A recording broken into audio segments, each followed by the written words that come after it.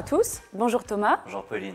Nous sommes ravis de vous retrouver à nouveau pour un épisode sur la croissance des petites et moyennes entreprises. Cet épisode est dédié aux différents leviers de développement à l'international. En fait, un nombre croissant de PME est à la recherche de marchés plus vastes pour réaliser des économies d'échelle, développer de nouveaux produits ou encore réduire les coûts de production. On pense aussi à tous ceux qui veulent conquérir de nouveaux marchés.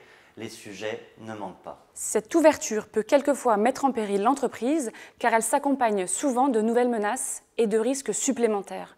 C'est pourtant une condition sine qua non de leur compétitivité, mais également de leur survie. Mais attention, le processus d'internationalisation est complexe et multidimensionnel. Le déploiement à l'international des entreprises doit être pensé de façon stratégique en évitant la dispersion. Il faut encore vaincre la peur, bien choisir le pays, les partenaires locaux et ne pas hésiter à faire appel à une structure d'accompagnement. Si vous vous demandez encore pourquoi partir à l'international, je vais laisser Pauline vous répondre. Alors Thomas, il existe plusieurs raisons qui vont vous emmener à vous projeter vers l'international. Tout d'abord, maximiser les profits et minimiser les coûts d'achat, de production, de commercialisation et développer les ventes. L'internationalisation vous permettra aussi d'obtenir un accès à des marchés plus étendus de façon indirecte, via par exemple des collaborations stratégiques. L'internationalisation, notamment avec des acquisitions, est votre principal moteur de croissance. À condition d'avoir une stratégie solide de compétitivité et d'innovation, couplée à un financement et à une gouvernance adaptée. Enfin, c'est l'internationalisation qui va vous pousser à développer votre capacité d'innovation. Thomas, les opportunités sont nombreuses. Cependant, quelles sont les plus importantes? Elles sont très nombreuses. Déjà, ça va vous permettre d'accéder à des marchés nouveaux et évidemment d'en développer des existants. Vous pouvez y aller seul. Vous pouvez créer une filiale, une joint venture. Vous pouvez aussi vous associer à un partenaire local ou encore vous développer plus rapidement avec une acquisition externe. Tout ça pour accéder à un savoir-faire, à une technologie plus rapidement et donc augmenter aussi votre capacité de production. Mais ce n'est pas tout. C'est d'abord la possibilité de développer son chiffre d'affaires sur ces nouveaux marchés. Vous pourrez aussi répartir vos risques entre plusieurs zones géographiques, ainsi que réduire vos coûts de production. Une autre bonne nouvelle, Pauline, et pour vous surtout, le Made in France, vos produits ont encore une excellente réputation à l'international. Il est donc temps d'en profiter. Effectivement, avec notamment la société Mister Bell. Lorsque le fondateur Philippe Lorenzo décide d'ouvrir une filiale au Brésil, il est ambitieux et anticipe déjà un marché très prometteur. Pour y arriver, il envoie rapidement une équipe commerciale. Il passe un accord avec le leader de la régie publicitaire du web afin de partager les mêmes locaux. Ce partenaire lui apporte finalement de nombreux clients et lui met à disposition son savoir-faire local, ce qui contribuera à accélérer la croissance de son entreprise et lui faire gagner évidemment beaucoup de temps. Plus que l'exportation, cette alliance stratégique permet à Mister Bell de répartir les coûts et l'incertitude liés au marché.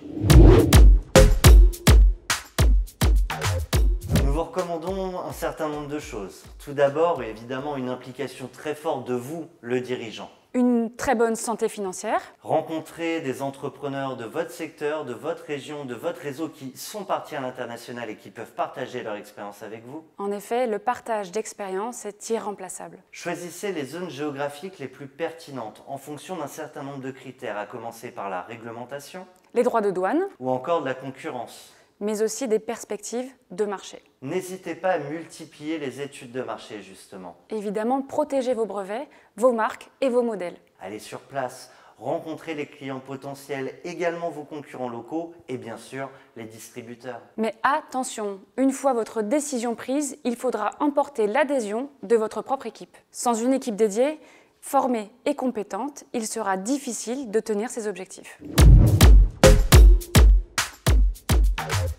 Bonne nouvelle, il existe aussi de nombreux outils et structures pour vous accompagner dans votre développement à l'international. Les systèmes d'accompagnement, notamment publics, limitent les risques d'une aventure ratée à l'international, à condition de trouver l'outil le mieux adapté à son projet, ce qui n'est évidemment pas simple sans conseil. Aurais-tu, Thomas, des pistes à nous donner? Quelques-unes. Dans le maquis des dispositifs d'aide, il existe notamment les réseaux de conseillers du commerce extérieur de la France. L'une de leurs principales missions est d'accompagner les entreprises dans leur développement international. Il existe aussi le réseau des CCI internationales. On ne peut pas poursuivre cette liste sans citer Business France, dont le cœur de métier est justement de vous aider à conquérir le marché mondial. Le réseau BPI France, mais aussi le département dédié à l'accompagnement international de votre banque, vous n'y avez certainement pas songé. Il y a aussi les réseaux de mise en relation privée, ils sont très nombreux. Mais aussi la mise en place de tous les guichets uniques qui existent dans les régions de France. Business France, BPI France et les CCI proposent depuis longue date un accompagnement personnalisé aux PME et ETI. Désormais, le nouveau dispositif Team France Export réunit justement sous une seule bannière les 3 partenaires. Ils ont développé un véritable réseau de 250 conseillers internationaux qui disposent de l'ensemble des informations et opportunités rassemblées sur les marchés étrangers et sur tous les secteurs. Et donc, what else, Thomas ? Écoute Pauline, j'ai pas de café, mais je peux ajouter que vous pouvez consulter les associations professionnelles et patronales, ainsi qu'un très grand nombre de cabinets de conseil spécialisés. Le pays cible a certainement des normes technologiques, des règles juridiques et financières différentes de celles de la France. Il faut donc vous adapter aux spécificités locales. Et pour ça, n'hésitez pas à prendre contact avec un cabinet d'avocats ou un cabinet juridique. Reprenons l'exemple évoqué tout à l'heure par Thomas de Mr Bell. Quelles sont les aides mises à disposition ? Pour conseiller une entreprise désireuse de s'implanter à l'étranger, comme Mr Bell, des accompagnements existent, tels que le programme EFI International. Pour le financement et l'assurance, vous pouvez évidemment vous tourner vers la COFAS ou Business France, qui seront des interlocuteurs privilégiés et qui financent l'innovation. Voici 2 exemples d'outils d'accompagnement. Il existe notamment le prêt pour l'export, PPE pour les intimes, qui est le plus connu. Il finance essentiellement les dépenses immatérielles pour un montant qui est compris entre 20 et 150 000 €, le tout sur 6 ans. Vous pouvez également opter pour l'assurance prospection de la COFAS, qui est un outil extrêmement utile pour réduire les risques. Ce que je vous propose maintenant, c'est de découvrir le témoignage d'un entrepreneur qui est parti à l'international, qui a été accompagné et qui va tout nous raconter.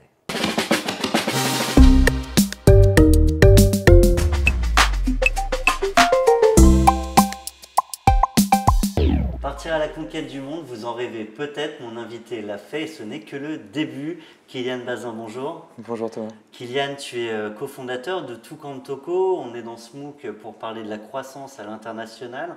C'est quoi aujourd'hui la stratégie Tucantoco à l'export ?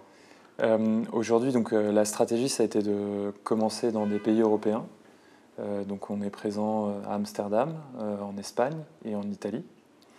Et donc ça, on a démarré en début 2018. Et là, à mi-2019, on lance les premières opérations aux États-Unis. Donc pour donner du contexte, nous on travaille dans l'univers de l'édition logicielle, pour le faire avec des mots un peu barbares. Ouais, ça signifie qu'on crée des lignes de code qu'on vend à l'identique à chacun de nos clients. Donc c'est une industrie technologique. Ouais. C'est une industrie qui du coup scale bien, c'est-à-dire passe bien à l'échelle à l'étranger. Et je pense notamment que c'est une industrie où il faut préciser que quand on est professionnel dans cette industrie, c'est possible d'être sur une niche locale et de rester sur son territoire. Et le territoire français, il y a plein de belles choses à faire, mais on va toujours être un petit peu à l'étroit par rapport au fait d'avoir une expansion internationale. Tu parlais des premières capitales dans lesquelles vous êtes implanté. Comment on les choisit ? On sait qu'on veut aller s'implanter là-bas ou finalement il y a un contact, un appel, une rencontre qui fait qu'on est opportuniste et qu'on dit qu'on y va. C'est quoi Alors on a déjà des clients, avant d'installer des personnes dédiées dans ces pays, on avait déjà des clients à l'étranger. Et on continue de signer des clients qui sont dans des pays qui ne font pas partie de la liste que je t'ai donnée. Ça, c'est rien à voir. Ça, c'est ce qu'on appelle la logique opportuniste, ouais. Qu'on ne se prive pas de faire. Après, il y a une logique beaucoup plus structurée. On commence à dire, voilà, on ouvre un bureau, mais c'est une expression. Maintenant, avec les coworking, en fait, on n'a même plus besoin de faire ça. En fait, surtout, on recrute des collaborateurs. Et là, du coup, la question, c'est comment tu choisis ce pays.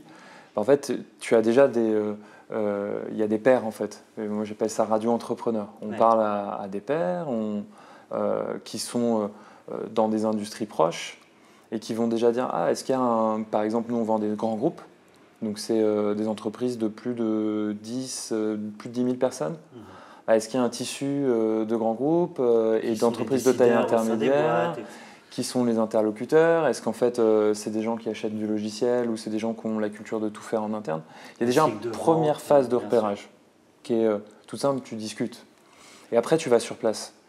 Et là, donc nous on a fait appel par exemple à un organisme comme Business France pour créer les premiers rendez-vous. Et puis après on a fait nous-mêmes également parce que tu peux aller dans des pays de langue anglophone, donc même si tu n'as pas tu peux déjà tester. Ouais. Puis après, très vite, en fait, tu embarques quelqu'un qui parle la langue du pays, qui peut monter des rendez-vous éventuellement que tu fais en anglais. Et ça, rien que ça te permet d'explorer, de savoir si tu as envie ou non d'y aller. Parce qu'on a eu des pays, par exemple en Angleterre, on a essayé de monter des rendez-vous, on a essayé de faire la même chose en Espagne. En Angleterre, au Royaume-Uni, pardon, on réussissait à monter 0 rendez-vous.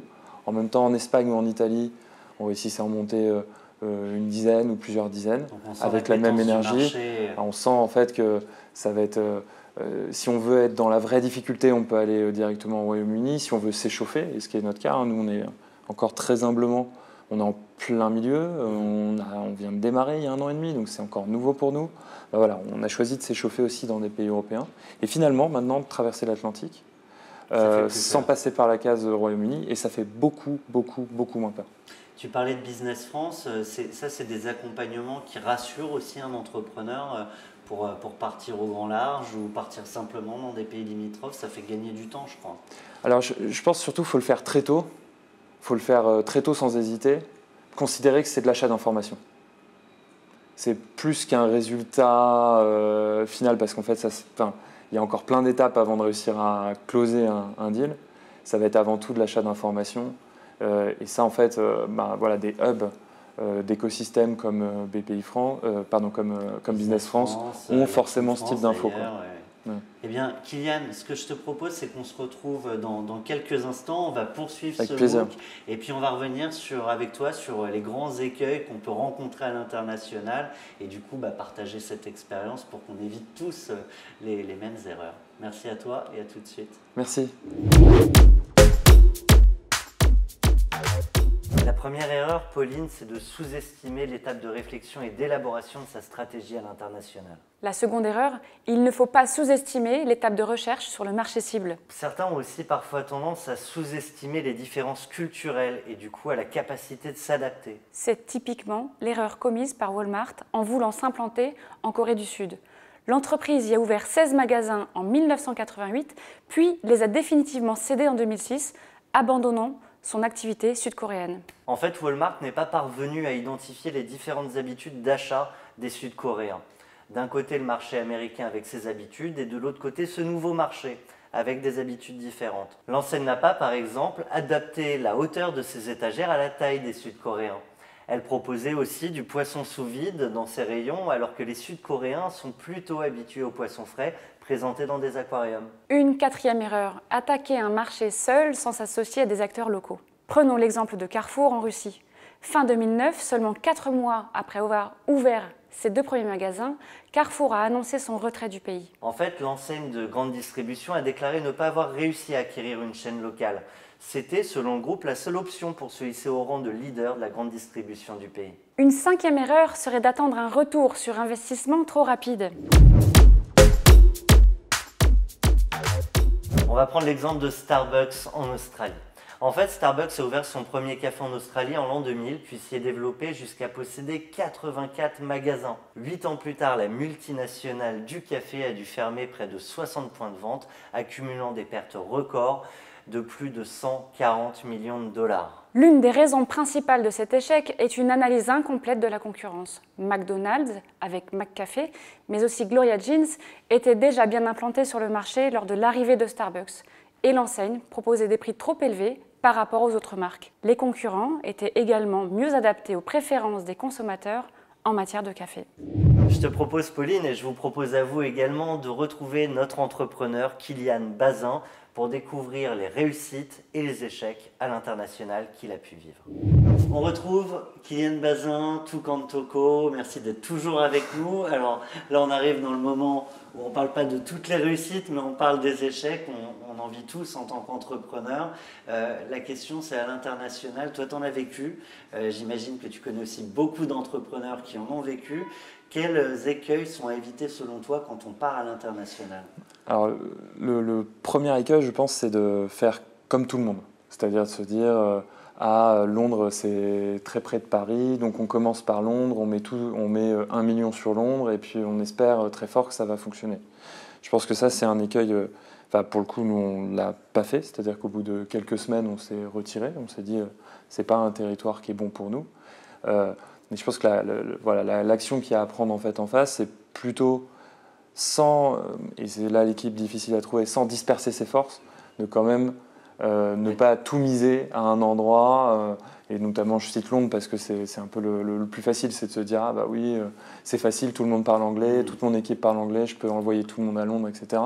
Ouais, en fait, la spécificité du marché, par exemple pour nous, pour notre marché, un logiciel, data, business intelligence, c'est un marché qui est complètement inondé d'acteurs, et donc en fait, il faut faire ses armes ailleurs avant de pouvoir y débarquer. Ne pas mettre tous ses œufs dans le même pays. Ne pas mettre tous ses œufs dans le même pays. J'ai inventé l'expression. C'est bien, c'est une bonne expression du coup. Est-ce qu'on peut parler d'un autre écueil qu'on rencontre souvent? Je pense qu'un autre écueil, donc là, qui est plus personnel, et encore une fois, on est nous au milieu de cette démarche, je le dis très humblement.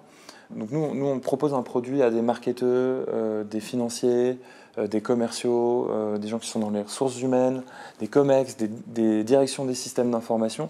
C'est très éclectique. Voilà. Et en fait, on n'a pas verticalisé avant d'ouvrir les pays. On a décidé de le faire à la volée. À refaire, je prendrais peut-être un peu plus de recul pour offrir notamment du confort aux forces de vente qui sont sur place. C'est pour bien comprendre, de focaliser seulement sur une cible avec un besoin, une problématique, c'est plus facile dans le discours pour embarquer les équipes de vente. Exactement. Et pour leur permettre de vendre plus vite. Et alors cette cible en plus, elle peut être fonctionnelle, c'est celle que j'ai citée, mais elle peut être aussi sectorielle. Aujourd'hui, on a des verticales dans le monde de l'immobilier, dans le monde du retail, donc de la distribution, ou dans le monde de ce qu'on appelle l'OEM, donc le fait de prolonger un produit technologique avec une solution analytics. Et ça, ces verticales-là, elles ne sont pas que fonctionnelles, elles sont aussi sectorielles. Pourquoi aujourd'hui on est si peu d'entrepreneurs à aller conquérir le monde? C'est un problème de langue, c'est un problème d'ambition, c'est un problème de perception de ce que peut être l'international. Certains se disent c'est pas pour moi, certains se disent c'est trop cher, certains, etc. C'est quoi le problème? Alors je pense un peu tout ce que tu viens de dire. C'est évidemment, il y a une plongée dans l'inconnu qui peut être celle de la langue, celle de la réadaptation, etc. Moi, je vais te donner une vision plus personnelle. Tu peux avoir un problème d'énergie. Parce que, mine de rien, nous, on a une croissance très sympathique en France. En moins de 4 ans, on réussit à passer de 2 à 70 personnes. On est autofinancé, ça veut dire que c'est vraiment la croissance qui est chez nos clients qui nous permet de croître. Ouais. Quand on ouvre un pays, on recrée une boîte. Et donc, il y a une question d'énergie. Et donc c'est là, après, est-ce que tu as ça dans tes tripes et tu as envie de remettre? Et tu as envie de reprendre des risques? Ou est-ce qu'en fait, finalement, tu es sur une base installée sur ton territoire? Alors nous, la question est plutôt facile. La question ne se pose pas. Vous avez l'énergie. Alors, on a l'énergie, et si on ne l'avait pas, on ne ferait pas ce métier, parce qu'en fait, dans ce métier, tu es obligé d'avoir une ambition internationale. Ce que tu dis, malgré tout, ça pose une question quand tu pars à l'international de réorganiser la boîte pour. C'est-à-dire, est-ce que c'est un des associés qui se charge du développement à l'international? Est-ce que vous répartissez les pays entre vous? Ou est-ce que finalement, vous sous-traitez, c'est pas le bon mot, mais en tout cas vous déléguez, voilà, c'est le mot que je cherchais, à une équipe, une partie de l'équipe, ce sujet-là. Tu as raison, la vision, une manière de formuler ça, c'est à un moment donné, quand tu es en très forte croissance, ton facteur limitant, c'est pas tant le temps, que surtout le temps que des personnes très seniors, très expérimentés dans l'entreprise, donc ça peut être les associés, mais en fait c'est aussi d'autres personnes, évidemment, heureusement, ont à consacrer au fait d'intégrer de nouvelles personnes. Et c'est ça qui donne ton rythme de croissance. Donc si tu as des gens super seniors, ils peuvent en prendre 3 ou 4 en même temps, des gens un peu plus juniors en prennent 1 ou 2, etc. Et là, quand on fait ça, en fait, on ouvre un pays, on embauche des gens sur place, et donc on doit, on doit avoir du temps pour les voir en entretien de recrutement et les embaucher. Et effectivement, on s'est réparti les pays sur ce sujet. On ne sait pas, j'ai un associé Baptiste qui passe du temps dans l'avion et qui va d'un pays à l'autre. Mon autre associé business Charles, lui, on envisage qu'il puisse se déplacer aux États-Unis, ce qui est classique en fait dans ce type de déploiement, notamment parce que les États-Unis, c'est un continent, c'est pas un pays. Et quand tu le compares à l'Europe, c'est comme si je te disais, moi je gère l'Europe depuis Paris. Tu vois, c'est pas si facile que ça. Est-ce qu'il y aurait un dernier conseil que tu pourrais partager avec les entrepreneurs qui nous suivent et là qui sont en pleine réflexion, j'y vais pas? Moi, mon conseil hyper simple, c'est de jouer à fond avec Radio Entrepreneur. Donc il faut décrocher son téléphone, trouver les gens qui sont au bon stade de développement, pile un peu au-dessus de soi, ou beaucoup plus loin que soi, mais qui sont disponibles et qui s'en souviennent suffisamment. Parce qu'il y a aussi une phase où... On invente aussi l'histoire. C'est possible, je pense, si tu me demandes des choses précises sur la manière dont on a créé il y a 4 ans, il y a des choses sur lesquelles je vais être bon, je pense, et d'autres où je vais déformer la vérité, sans le vouloir, sans être malveillant. Mais voilà, le temps passe aussi, il y a beaucoup de choses qui passent dans la tête, donc on oublie. Donc, cibler les bonnes personnes à qui parler, c'est cibler déjà soit on vend des entreprises, soit on vend des particuliers. Je pense que ça, c'est très important et c'est vraiment une dichotomie à l'origine. Et ensuite, pour aller s'inspirer, essayer de trouver des gens qui vont au même rythme, qui sont dans une industrie relativement similaire, idéalement qui vendent au même type d'interlocuteurs, évidemment. Et là, il faut poser des questions précises. Moi, j'ai pris l'habitude maintenant, quand je prépare un déjeuner, alors que précédemment, je racontais mon histoire, notre histoire, on me racontait en face, et finalement, on avait peut-être 10 minutes de super discussion à la fin. J'essaie maintenant de commencer par la fin et de poser des questions à l'avance. C'est une bonne transition, parce que justement, on arrive à la fin. Heureusement, on a fait ça dans le bon ordre, sinon on n'aurait rien compris. Kylian, un grand merci à toi. Je rappelle le nom de ton entreprise, Toucan Toco. Merci pour ce partage et à très bientôt. Nous, on poursuit dans ce match. Merci à toi. Faites par exemple une première liste des pays cibles, puis établissez pour chacun d'eux les avantages et inconvénients qui s'y rapportent. Ceux-ci peuvent être liés à plusieurs choses. Par exemple, au potentiel de marché. Attention à la taille du marché sur lequel vous souhaitez aller. Observez aussi les tendances de consommation. La concurrence existante est à observer de près, ainsi que les facteurs culturels et religieux. Attention également à l'accessibilité de ce marché. Posez-vous les bonnes questions. Des questions comme le point de vue législatif. Y a-t-il des freins qui peuvent empêcher ou ralentir votre développement, comme des restrictions éventuelles concernant l'importation, des normes environnementales, réglementaires, tarifaires? Ou au contraire, des facilités. Par exemple, l'aide des pouvoirs publics, la législation sociale très favorable ou non. Et dans quelle mesure la culture du pays ciblé est-elle différente des us et coutumes en France? Le pays est-il francophone, anglophone? Sa langue constitue-t-elle pour vous une barrière à l'entrée ou pas? Et donc Thomas, aurais-tu une petite recommandation pour les PME qui nous écoutent et toutes les ETI? Quels sont les nouveaux marchés porteurs? Effectivement, j'en ai. Certains vous parleront peut-être du Bangladesh, de la Colombie, de l'Inde ou du Kenya. D'autres vous recommanderont plutôt d'aller vous installer au Pérou, aux Philippines, en Tanzanie, au Vietnam. La vraie question pour choisir le pays dans lequel aller s'installer, c'est d'abord votre marché. Selon que vous êtes dans le luxe ou les nouvelles technologies, peut-être même l'industrie, ce ne sera pas forcément les mêmes pays vers lesquels il faut vous tourner. Le meilleur moyen de le savoir, c'est d'aller voir les fiches pays développées par Business France et qui vous dressent un panorama complet des attentes et des opportunités de chaque zone géographique. Comme vous l'avez compris, relever le défi de l'internationalisation est loin d'être chose facile. Il ne faut pas négliger la difficulté et la prise de risque qui riment avec toute expansion internationale. Cependant, les success stories le prouvent. Les opportunités sont bien présentes et l'internationalisation reste un excellent relais de croissance. Cet épisode touche donc à sa fin. Je vous donne rendez-vous dans notre prochaine vidéo. Nous aurons l'occasion de vous présenter les ultimes conseils pour éviter la trop fameuse crise de croissance. Concernant l'export, vous l'avez compris, les opportunités sont nombreuses et vous n'êtes plus seul pour partir conquérir les marchés mondiaux.